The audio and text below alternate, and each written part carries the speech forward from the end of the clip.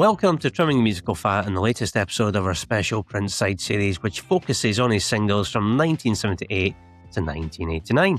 I'm Stephen Nicholson, and I'm delighted to be joined today by friend and fellow podcaster, host of Pods Like Us and More, Marv Quibell. How are you, Marv? I'm okay. How are you doing, mate? I'm very, very well, thank you. Good to be speaking with you again and to be talking Prince again, because I think the last time we talked Prince was maybe the Diamonds and Pearls album. Diamonds and Pearls? Was that before or after we did the Wings-related one with Sam? I think it was before that, so I think we're probably talking a couple of years, would you believe, since we've last talked Prince. Wow. Too long. Too long. Hard to believe. Too long indeed. But today we're going to be talking about the singles from Prince's fourth studio album, which is Controversy. And before we get to discussing it in its singles, let me give you some information related to it. So as I said before, Controversy is the fourth studio album by Prince, and it was released in October 1981, 1 year after his previous album Dirty Mind. And with the exception of one track, it was written and produced entirely by Prince, because he's a genius, and he also performed most of the instruments on it recording. And this was the first of his albums to associate himself with the colour purple, as well as the first to use sensational spelling in his song titles. And he was, would you believe, Marv, only 23 years of age when this album was released. His fourth album. His fourth album, yeah. And before that, he'd been in groups before that as well. So yeah, released 1981, there's 8 songs on it. Its duration is 37 minutes. In the UK, this album did not chart, and over in the US, it got to number 21. And sales-wise, it has sold 2.3 million worldwide, which was 800,000 more than Dirty Mind. So the sales figures going in the right direction, and that would then continue with 1999 and Purple Rain. The album's rating on rateyourmusic.com is 3.64 out of 5 from just under 6,500 ratings, so that's a very decent rating. And as a comparison, Dirty Mind scored higher with 3.8, which I think is fair, because I think it's a better album. Agreed. Do you agree, Yep. Marv? I do agree, yeah. Good, we're getting on well there. So the album cover, it was photographed and designed by Alan Beaulieu, and it shows Prince in a sharp suit and tie surrounded by newspaper headlines that play on the album's themes of sex, politics and identity. And it's a visual statement of the tension between his provocative artistry and the public scrutiny he was facing at the time. But Prince did tour the album. It was the Controversy Tour, and it ran from November 1981 to March 1982 across North America only. It featured 61 shows, introduced new band members, and was marked by both groundbreaking performances and backstage tensions. So the singles from it, there were 4, and they are the title track Controversy. There was the song Sexuality, which was released in the EU, Japan and Australia. There was also a release for Let's Work and Do Me Baby, which was released in the US.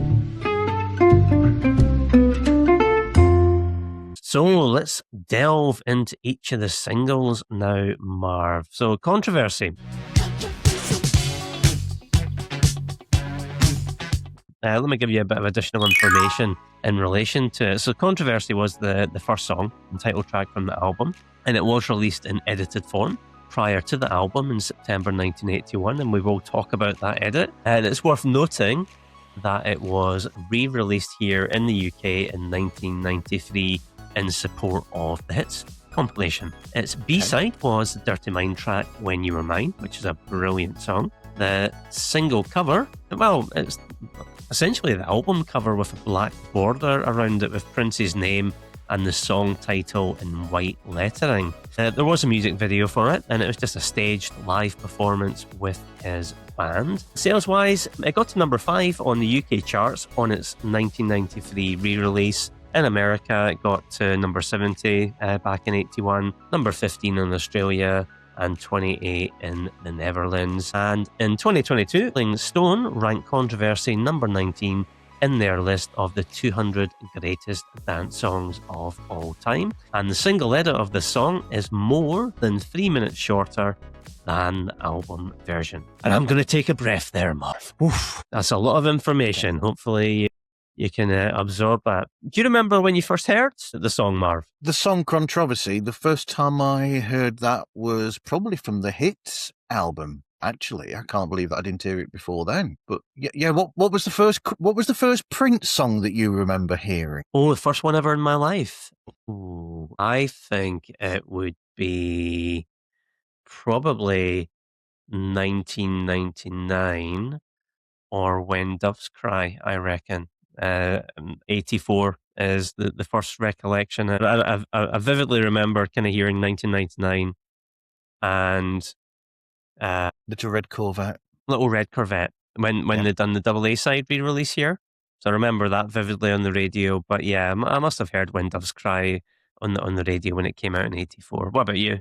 I'm about the same. I remember definitely those. So it might have been 1999 or Little Red Corvette, and then When Doves Cry, because they come in that order, don't they? I'm thinking, I don't know, or were they a re-release after Purple Rain album came out? I don't know. They were, because I think here, either Little Red Corvette or 1999 was a minor hit when it was released in 82. Then obviously they had success with Purple Rain and the singles from that, and then they decided to re-release 1999 and Little Red Corvette as a double A side, I think in 85. And I have to say, what a double A side that is. That's like two absolute stone cold classics. You get value for money there, don't you? But that was 85, so that's where the timeline kind of gets a little strange, trying to remember when you listen to them back in the day. But yeah, vividly remember Little Red Corvette coming on the radio in my dad's car where I was at a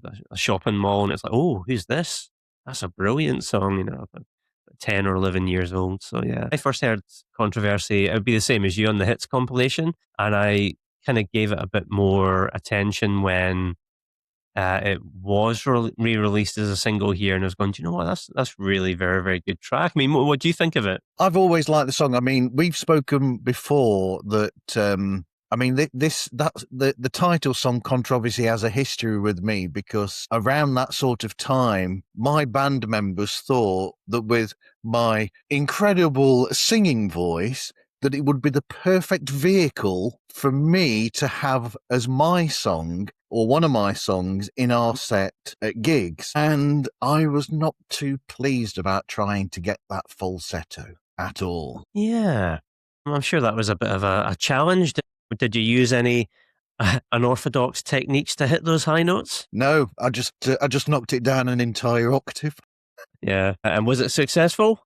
It was like, I think it was what you call the toilet break in the concert, maybe in the gig. Dear. And is there any existing footage or audio from any of those shows to prove this? Absolutely not. Oh, no.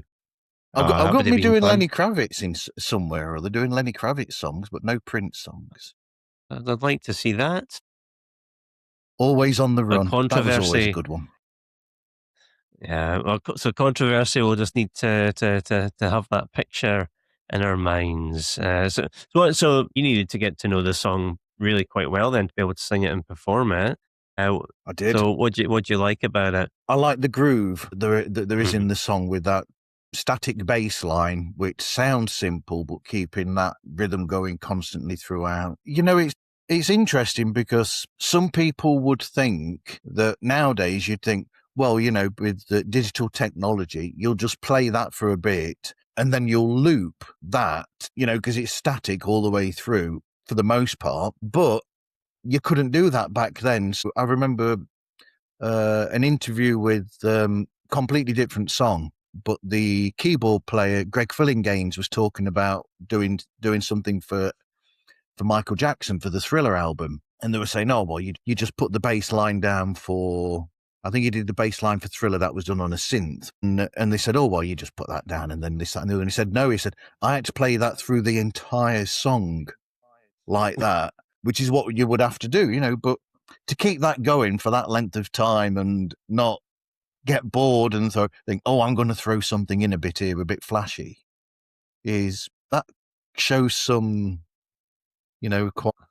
Chops, yeah. chops. Yeah. Very good. And I think you were saying as well that we know the album version's longer than the single edit. You're much more a fan of the single version. To a degree. I think the single version might edit a bit too much, perhaps. Right. Because there are some musical interludes in there that are nice, that are missed in the single edit. But my only issue, and I have it with a few Prince songs, and I'm one of the rare Prince fans that has this. I don't mind the chatty bits in his songs, but when they go beyond a minute and a half, 2 minutes, 3 minutes, I sort of end up fast forwarding, maybe. Right, okay. Yeah.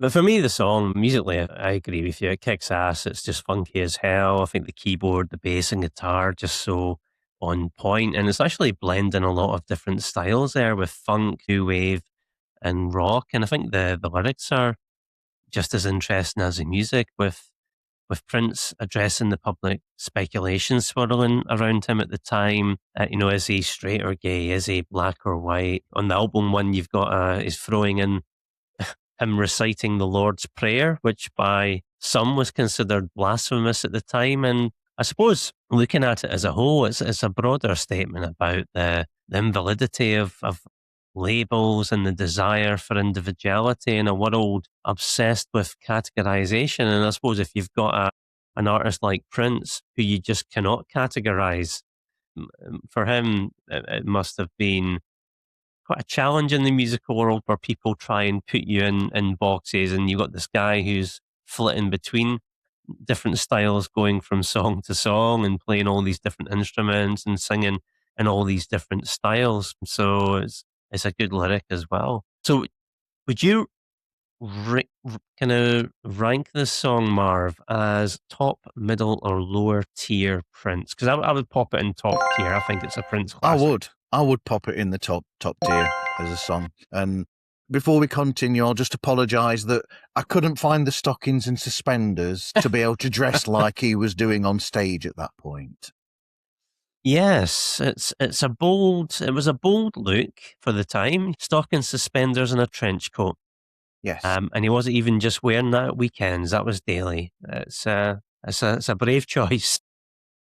It is, but that leads to another part of the thing with Prince, where you're getting at with controversy, which is in some ways it's similar to the androgyny that he's trying to put across, similar to David Bowie in the 70s. With the way that he was with the image, and there's similarities there in a lot of ways. You don't think about it, but there's that thing with the image that he's trying to put across, and Prince is basically saying the same as David Bowie was saying in the 70s. He's saying, does it matter? There is no point to asking that question, am I this, am I that, am I whatever? He's saying it should be about the message that I'm putting across in the music and the actual songs themselves, and none of that should be. I mean, we have the same thing. Mine and your favourite band is Queen. So with Freddie Mercury, you've got the same thing. It doesn't matter whether they are that way or not. If the music and the songs are good, who cares?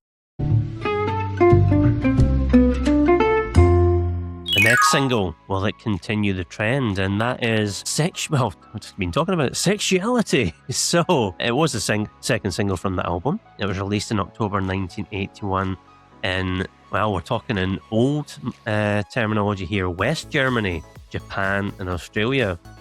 Its B-side was Controversy, bizarrely. And the single cover for this is just a black and white shot of Prince wearing a jacket and suspenders.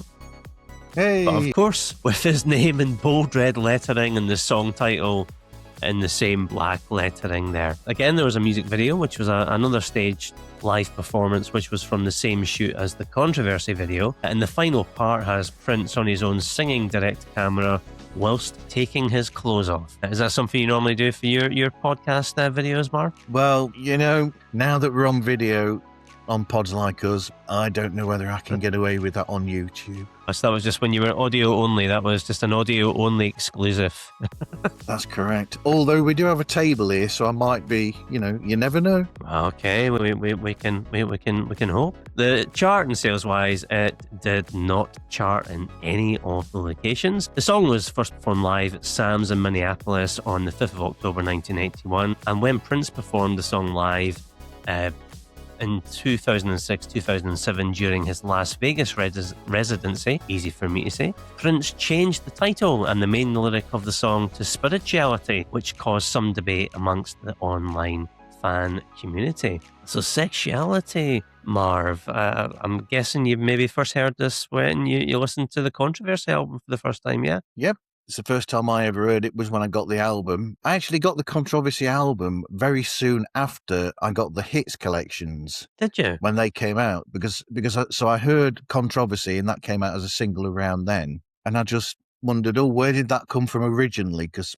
obviously it wasn't of that time. You could tell that by listening to it, that it wasn't from the New Power Generation era, just from the sound and the feel of it. So I went in and back then there was a really nice independent record shop nearby. And do you know these record shops where we used to go to and you'd just say something and there was always somebody that knew the answer to it that worked there at these shops? They just, you want this. So I brought it back then on tape cassette, a tape cassette that I still own. Very good. Well, I think for me, I first heard a snippet of it when there was a BBC documentary called Prince Rogers Nelson, which was first aired, I think, in 1991. I remember recording it and watched that a lot, and it did show a brief clip of the Sexuality video, which I found hilarious because it's essentially, they showed you the bit where Prince starts to strip near the end, and I just thought it was quite funny rather than sexy. But I just thought, there goes Prince, he's at it again, losing his clothes. But yeah, I don't think I heard the full recorded version of the song until just the last couple of years when I listened to the Controversy album in full for the first time. So yeah, what's your take on the song? I think the song is good as a song to be able to dance to. It's got a nice dance feel to it. The lyrics are okay. I mean, you know what it's about just from the title to it. They're very almost nascent in a way. They're not, when he would write songs about this subject, am I really going red here thinking about this song? But, it's just to me, the lyrics are they could have done with a bit more work to them. Okay. What about it musically? It's quite sparse in its own way, isn't it? It's sparse, but the sparseness, we're going to come to this when we come to a later song where that isn't sparse at all, and I have the opposite problem with that.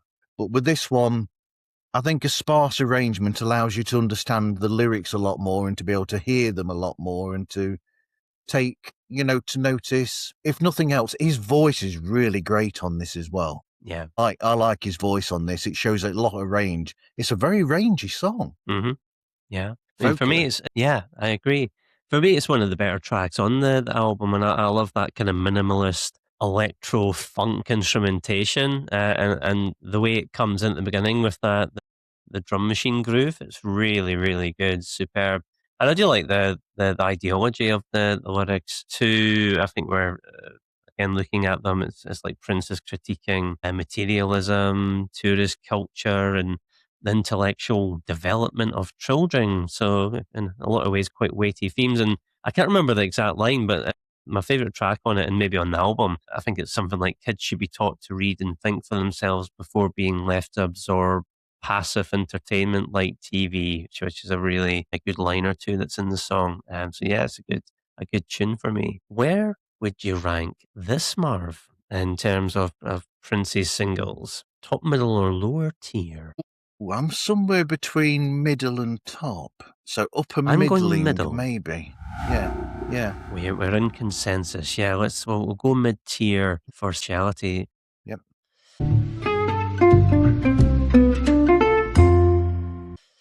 Okay, well, from Sexuality to Work, we're talking Let's Work, the third single from the album, which was released in 1982, and its B-side was the Controversy track Ronnie, Talk to Russia. And the single cover, it's a picture of Prince with his guitar on a white background with a red band down the left-hand side. It did not chart, and the song originates from I actually found this out yesterday.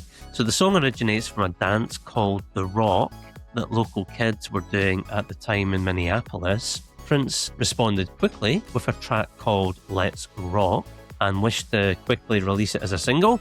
And the evil Warner Bros. Refused, and a disappointed Prince did not include the song on controversy, saying that the phase had passed. So instead, the song was updated with new lyrics and possibly new music, and it became Let's Work. So Let's Work, Marv. Does this hit the spot for you? Does it work for you? It works for me. I like this song very much. Yep. It's got a really good rhythm to it. It's danceable. The lyrics I like a lot. They're very, you could imagine that he's worked a lot on the lyrics to this. Obviously, he's worked them up from what they were originally and edited them quite a lot. But yeah, I like it. I like the almost party feel that there is in the song. How about yourself? Well, I'm not a fan. This is where we're No? going to disagree. So I'm not a fan of the song. I think it's serviceable, but to my ears, it just feels a bit shallow, and it seems to be built in a groove rather than anything more substantial. Plus, I find it quite forgettable. And I think there's just some similar stuff to this on Dirty Mind, but it's better there. So I think it sounds a little bit like Head, but Head's better. But yeah, I mean, the song, it's well played. I do like the solo. That's not really a solo. Just before the 3-minute mark, it's almost like, yes, we're doing a solo where we're not really going to have an instrument doing a solo, which is rather bold. But yeah, pretty forgettable for me, unfortunately. You do get a great guitar solo on this album in one of the songs, though, at some point. Yes. Yeah, and there's, I think, guitar-wise, on a couple of the tracks, there's actually a lot of great work, and sometimes it's kind of very much buried behind other stuff, and you're thinking, well, this is great stuff there, but it's not front and center, and I'm sure we'll get to maybe the song we're thinking of where that happens. So for Let's Work, where would you rank that, Mark? So for me, I'd be put it in lower tier for me. Yeah, I mean, as much as I say that I enjoyed the rhythm and the groove to it, I'm going to put it in lower tier as well. It's very James Brown, with the fact that it's the same thing repetitively throughout, and the also party atmosphere that you get to it as well. That's like a James Brown call and response throughout the song as well. And there's quite a number of Prince songs throughout his career where he does that kind of thing. I think Beautiful Night, the live track on Sign of the Times, similar furrow, but I would say quite different in terms of the instrumentation used. Okay, well, we're going lower tier. We come to our fourth and final single from the album, which is Do Me Baby. What could that be about? I think they've all gone out for dinner and they're wondering who's going to be served first, and it's like, oh, do me, baby. Me first, and then the other person. I'll take my first course before anybody else. My tomato soup, please. Yeah, I thought so. I thought the lyrics were leaning towards that. There we go. Do Me Baby. So the final single, it was released in July 1982. The B-side was the controversy track Private Joy. Again, Marv, any ideas what that might be about? No, I was wondering about asking you if you knew what that's about. Yeah, I think it's when I think Prince is writing about getting a tax rebate through the post. You open up the letter, you're getting some money back. Therefore, it is a private joy. I'm sure that's what he was probably aiming for, but that's just speculation. I could be we wrong. all like a tax rebate. We always love it. Gives me a lot of private joy when I get one of them. It's so rare. The single cover is really quite nondescript. A black and white cover with, Prince's name on it and the song titles, the A and B side. There was no music video for the song. It got to number 46 in the US, and although Prince is credited as the sole writer for the song, his former bassist and childhood friend Andre Simone claimed to have written it. And actually, researching some of the Prince songs in his early years, there seems to be a few songs where Prince has got the sole writing credit, where other people have said, well, actually, that was mine, or I actually contributed quite a bit to the song and there's no credit on it. So that's been quite interesting to research over the last year or so doing these shows. I'm sure there was money to be made if you got the credits as well. Mm-hmm. And I don't know if you remember this. The song featured in one of the opening scenes of the 2007 film Rush Hour 3, which had Chris Tucker's character singing along to the track. while listening to it on headphones and simultaneously directing traffic with a dancing like Michael Jackson. Check that out on YouTube if you've forgotten. Now that's interesting.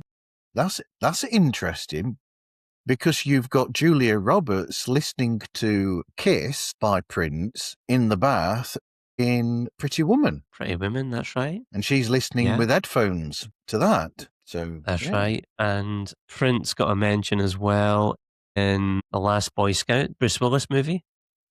I think Bruce, he goes to a club and get off his plane, and again there's some talk about Prince in that movie. Good movie. So do me baby, Marv. A ballad, is it a beautiful ballad for you? I've got a question. Have you listened to the edited version? I've not heard the edited version of this. I don't think I have. No, I don't think I have. I've just listened to the full album one, which I find far too long. Yes. I think if they shaved 2 minutes off the ending, that it would and made it 5 minutes, 5.5 minutes would be preferable. But other than that, I find it a nice, slow, do they call it bump and grind style song? Is that what the cool kids call it? Is that what the cool kids call it? I don't know. I think you might be right there, yeah, bump and grind. Yeah. But I liked this. I don't know what else to say, really. I found it nice. I know, there's not much sensual. Yeah, there's not much to talk about on the track, and again, I'm going to maybe disagree slightly. I a bit uninspired by this, and that seems to be a bit of a theme across Prince's first 4 albums for me when it comes to his ballads. I don't think he's really hitting the mark when it comes to ballads over the first 4 albums, and I include this in that list, and I don't think he really gets to grips with ballads until the next album in 1999, where you've got the likes of International Lover, which is really good. And this, this goes on for 8 minutes. 8 minutes. There's just no need, and I find the whole climax to it, no pun intended, where we are meant to presume he's having sex. I find it maybe a bit more embarrassing rather than sexy. Yeah. I think if it was snipped down to even taking it even further down. Yes. If it was, snipped. Oh dear. Pun not intended. Nobody would have snipped Prince. No. No. Yeah. I think if it was a tighter song, that could be misconstrued as well. I think it would be a lot better if it was like you said. I mean, 8 minutes is a slog. Yeah. For a slow song like this. It is. And there's and it's one of those pieces of instrumentation, and when you notice something being played and it then starts to annoy you when it reappears. There's a repeating twanging note on the bass guitar in the song, and I'm sure there's nothing wrong with it, but I was listening to it on the bus yesterday, and I'm thinking that is really annoying me now.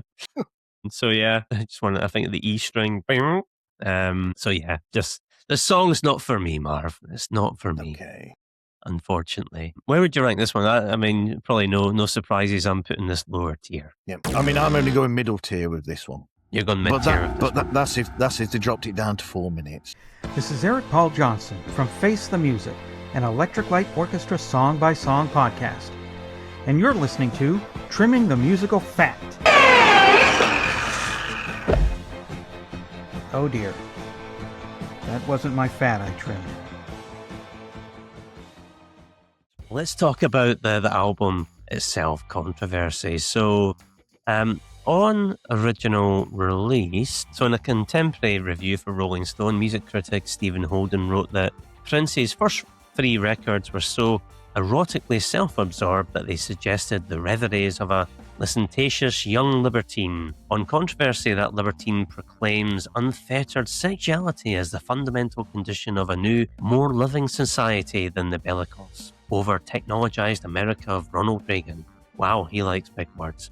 He went on to say, despite all the contradictions and hyperbole in Prince's Playboy philosophy, I still find his message refreshingly relevant. Robert Christgau was less enthusiastic in a generally favourable review for The Village Voice, in which he wrote that its socially conscious songs are catchy enough, but they spring from the mind of a rather confused young fellow. And while his politics get better when he sticks to his favourite subject, which is sex, nothing here is as far out and on the money as Head or Sister or the magnificent When You Were Mine.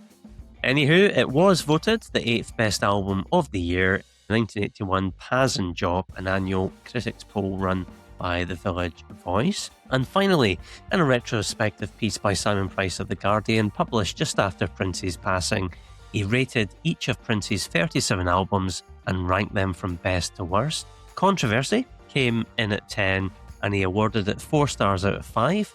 To quote, a stopgap delivering little that Dirty Mind hasn't already given us, but with Jack You Off, the iconic title track, and the sublime Do Me Baby on board, there is joy in repetition. Okay, so you've already told me, Marv, you bought this, 93, 94 after the hits compilation came out. I'm a much worse Prince fan in this case because I never actually got round to buying Controversy. And the first time I heard it was probably about 5 or 6 years ago. I think maybe when we went into lockdown due to COVID, and suddenly you're working from home every day and you could listen to a lot of music. It's like, right, I'm listening to a lot of stuff that I've just never got round to. And one of those things was Controversy. And what did you think of the album back in the day, back in the 90s there? And where are you with it now, you know, after Prince is gone now, 10 years, and you're listening to this, 30 plus years after you first got it? Yeah, you see, I mean, around that time, I also got a hold of the album before as well, Dirty Mind. Dirty Mind. So I got Dirty Mind and Controversy at the same time, both on cassette. So I'll take it almost as a double, which is the thing that, strangely enough, I think I listened to them in order as well. So I listened to Dirty Mind first, then I listened to Controversy. And it's an interesting one because I agree with what you were saying, where,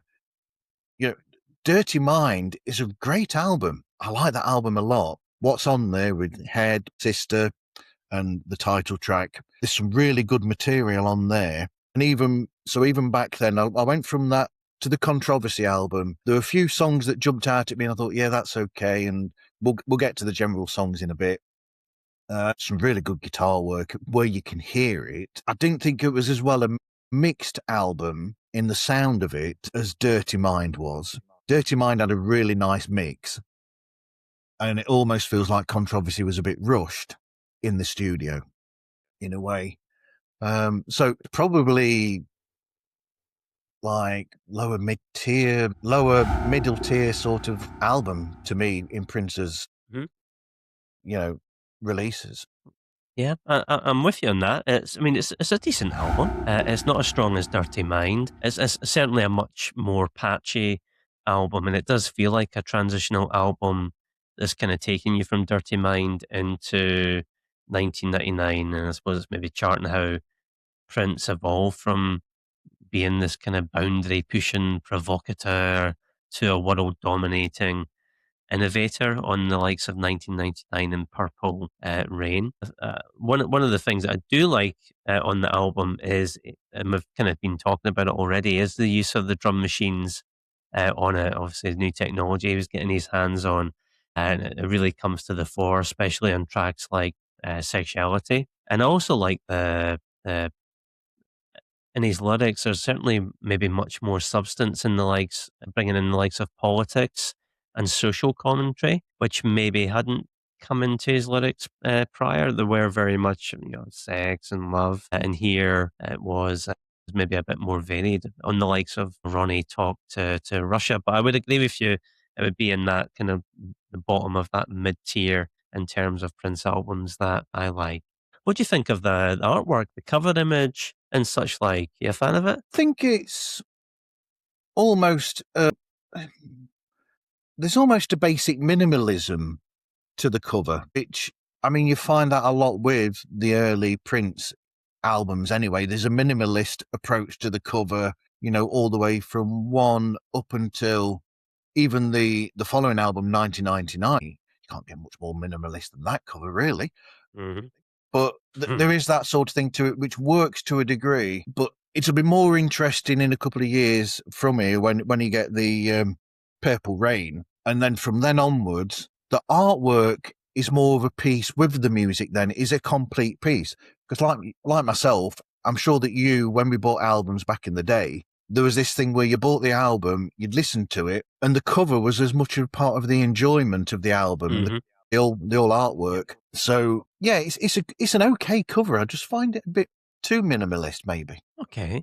Yeah, I mean, I hear what you're saying about back in the day when you bought the record, and that like there was equal excitement about listening to it, but also, yeah, if it was a gatefold sleeve, what was the inner sleeve going to be like?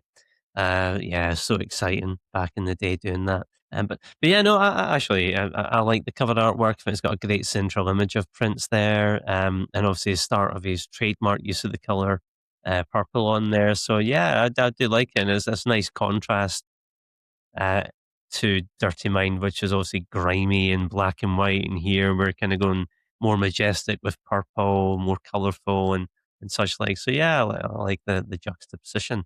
But let's talk about our favorite. Yeah, let's talk about our favorite tracks on the album. So what would be your first one that you'd pick as one of your favorites from it, Marv? Controversy with maybe a couple of minutes taken out. Okay, so we'll go with the Controversy, the Marv edit, and I'm with you there. That's one of my three in there. What would be your second one? Second one, we're definitely going to disagree with each other. My second one, funnily enough, I got Let's Work as my second. Why did I fit Let's Work? I've not heard this album in such a long time. Today was the first time I've heard this album for about 8-9 years. I'll be honest. It's funny coming back to an album after so long that you kind of know so well, but you just haven't.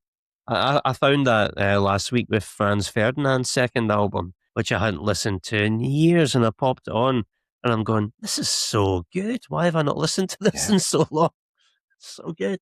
All right, Let's Work. And what would be your final one? My final one, and this is another one that I want 3 or 4 minutes removing, is Do Me Baby. So you've got Do Me Baby. Okay, so you've got three but that's for the music, yeah. Okay, so you've got three of the singles on there. So now I know what maybe your least favourites are. So we're going to disagree. But the two, so I've got Controversy.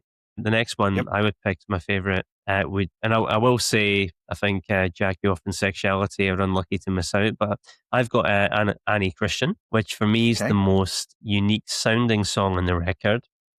I think great use of the drum machines on it. I like Prince's treated vocal.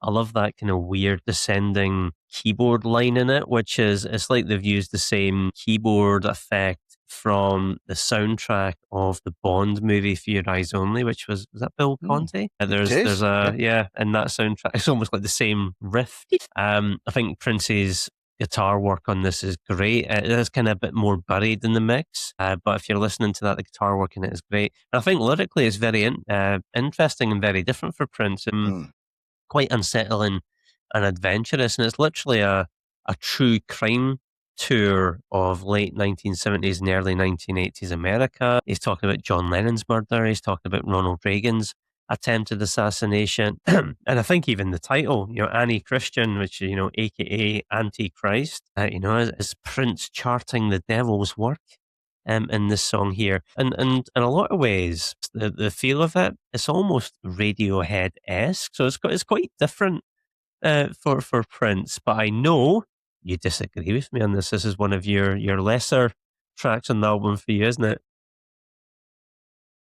I think it didn't help that I was listening to it, and every time I had to keep pausing with it. Actually, my least favourite is actually Ronnie Talk to Russia. I just found that song was like, it's an idea waiting for a full song. Right, okay. It's sure, and actually that's my third choice. That's one of my favourites on it. Oh, right. And that's the reason I like it, because it's so short.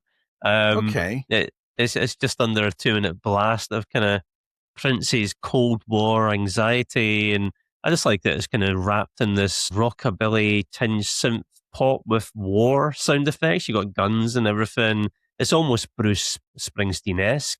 Yeah. And again, great guitar on it from Prince. So that's the reason I like it. It's a bit of an outlier compared to some of the other stuff. But I get where you're coming from there, where it's more of a fragment than perhaps a full thought out, produced song. So I get where you're coming from there. Now, before people throw tomatoes at me, Again, I liked the songs. I mean, these aren't, I'm just saying that these aren't songs that I hate. I do like, I think Annie Christian has got some of the best lyrics he's written to this point in his songs, up to this point in his career. Those lyrics are fantastic, and he would take that similar sort of, is another one where it's about things that are going on at the moment. He's looking at it and it's a time capsule of the time, and he would take that in a few albums' time. Sign of the Times is a next level to that. Even that Ronnie Talk to Russia, I think that's a good idea for a song. You could take it a bit further maybe and put a chorus in it or a bit of a musical bit in there, but don't take it too much longer. About another minute and a half would have been nice, and make it 3.5 minutes, 4 minutes. Good pop song about something. So yeah, I'm just saying that so that nobody gets the wrong end of the stick. I do like the songs, they're nice in the background. It's just that I have to pick something that's the least, even though these things hurt. It hurts doing these things. It does. It does. Although I'm very happy to nominate Do Me Baby as my least favourite from the album. And one song I've not talked about, and again, I wanted to get your take on what it might be about, Marv, which is the final track on the album, which is a good track called Jack You Off. What's that about? It's interesting, because, I mean, I didn't think that he'd be doing a song on an album like this was all about, car mechanics. Yeah. No. Tire repairs. Yep. Yeah, that's it. Somebody's got a flat tire or a puncture, and they've had to jack it off, you see, to be able to get, get the tire off. Yeah. There you go. Get your big jack out, get it pumped up. Yep. Get things fixed. Oh, yeah. I almost picked Private Joy. Choice. I almost picked Private Joy as one of my favourites. That's a good tune. And that has got a fantastic guitar solo. It does. Virtuoso guitarist, wasn't he? He was a fabulous guitarist. You've also got with this album, it's also a transition as well, this album, because you've got Lisa Coleman there for the first time as well, I think, here. So it's the transition from his old group, and he's bringing in, because you've got Bobby Z in there as well, who would be a major part of the Revolution group. Yeah.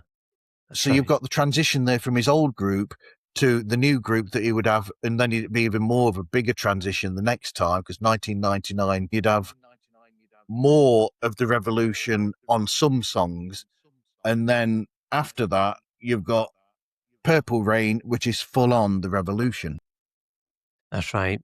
And I think from 1999 to Purple Rain is a much more rock mixed with dance type of approach. Yeah. So maybe a bit more commercial mix, kind of smashing those two genres together, which was obviously quite novel at the time, which made them stand out. Do you think this album would have been better if he'd got the Revolution in place and have them there to make the song, to record the songs with?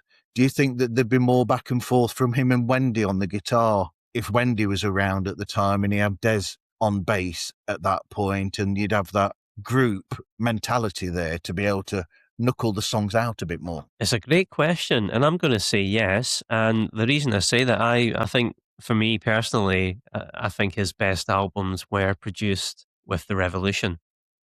For me, that's his best band, and I just think the material he did with them has got a real lease of life around it. And that variety that comes from the different voices. You've got Wendy and Lisa, obviously different performers on the tracks. So yeah, I think so. You might have had a bit more. Not that this is a decent album, don't get me wrong, but I just think there might have been a bit more life to some of the tracks through a band playing on them, and maybe a bit more variety. Do you agree? Yeah, I agree, because I always thought that with the Revolution, I mean, not just Wendy and Lisa with their vocals, but I brought the bass player, Des Dickinson, into there as well, because when you've got him and Prince harmonizing together as part of the Revolution with their album, with those records that they made, their voices work really well together, and they just had this ability to see what Prince's idea was and then build something from that. I think I've always thought that in a lot of ways, Prince, when he's got other people around him, it's more interesting because they take that initial idea of his and they build it into something. Whereas sometimes I think when Prince was insular and on his own in a studio with his ideas, he's an incredible musician on every instrument he was. But I just think that when he was in a group, there was a bit more to his music. Yeah. I think there's a certain vibe, there's a certain energy that comes from it, through that collaboration, which is perhaps not there when he's just doing his one man, his amazing one-man band. But yeah, you're obviously just going to get that energy even when you're just demoing the songs and you're just playing it through as a band a couple of times. And that's your starting point. So you're going to get that energy and that drive to work and feed off each other.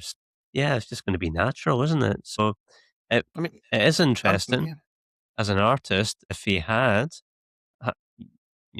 had the revolution from the get-go and we're playing on all of his records, would that have made those records even better? I'm sure there's somebody who'll be a whiz on AI who can probably put it into the AI and go, redo these as if the revolution were playing on them. Thank you very much. That would be interesting. Yeah, I have less of a problem with the 3 preceding albums than I do with Controversy. I think the self-titled Prince debut, Feel For You, and Dirty Mind are all really good albums themselves. Yeah. And like you said, Controversy is a transition, and that's the issue. I mean, I put it in my own notes that the problem that they got with this album is that it's smack bang in the middle of 2 great albums with Dirty Mind before it and then 1990 after it. And those albums are such, like I said, they're great albums. They're both top tier albums to me. Yeah, so we really need to file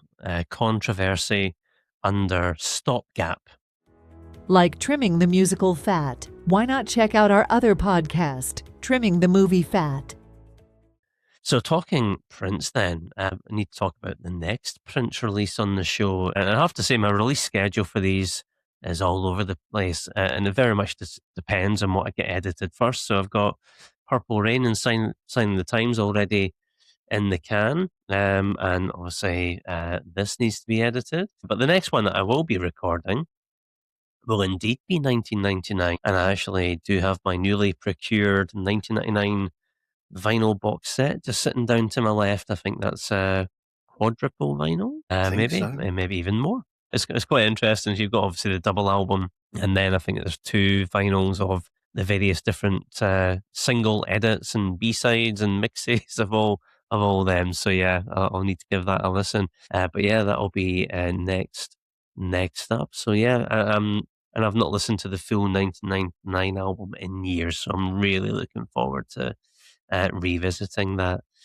So Marv, parting thoughts on Controversy? Controversy. It's a controversial signing out of the album, maybe. That was a bad pun, Marv. Bad pun. I'm better when I'm scripted. Yeah, so I think it's a good album. Like we said, the experimentalism of it, I think, makes it interesting, where you're going from, it's showing like the early, like we said, the introduction of the big synths, the Oberheims, and the drum machine, the Ling drum machine, which will become a big thing for the next few years for him. That is where it's interesting to me. As a musician, I find the album fascinating. Yeah. Okay. So a worthy re-listen for you, and I have to say I've enjoyed re-listening to Controversy as well. So Marv, anything that you want to promote before we say farewell? Well, I can't promote your new show that's coming up soon, can I? No. Well, we will say we're continuing the theme of royalty, because it's going to be on Queen, and we're hoping to launch that next month. March at the latest, so yeah, look out for that. And you of course will be appearing on that as well once we get a date booked in for recording, Marv. So yes, more to look forward to. I'll be able to talk finally about the best band that there's ever been. Indeed, yes. Better than talk the Beatles. At length. So you got any upcoming shows for pods like us? Well, before this comes out, because I'm sure this isn't coming out this week or anything, in the next few days from when we're recording, I've spoken with Elsie Escobar, who used to be the people that podcasters used to go to. She used to get people going to her. She worked for Libsyn, and then they ceremoniously got rid of her just before Christmas. So I had a really good chat with her about what the history of podcasting and where she sees it going in the future. And then I've got a chat with a young lady and her mother who make a show called Something Different. So it's a girl, a young child, she's a teenager that makes a show, and she talks to people who do jobs that aren't normally discussed. So she's spoken with the stuntman who was the stunt double for Harry Potter, was in that. And then she's spoken with, all sorts of people. Somebody who trains figure skaters. Right. As you do. Has been on there, as you do. But they're all these sort of jobs that you wouldn't normally think of. And so, it's the Something Different. Yeah. And then I've recorded a chat with somebody who's done a show about a hitman, an audio drama as well, Diary of a Murder Most Foul, Diary of a Hitman. Anybody that knows Bob Dylan will notice that there's a bit of a Bob Dylan thing there with that title, Murder Most Foul. Right. It's a Bob Murder Dylan Most Foul. Good tune. And yes, talking about editing songs, that's what, about 17 minutes? It is. But then again, Roll On John from one of his albums is another long song from Bob. Yeah.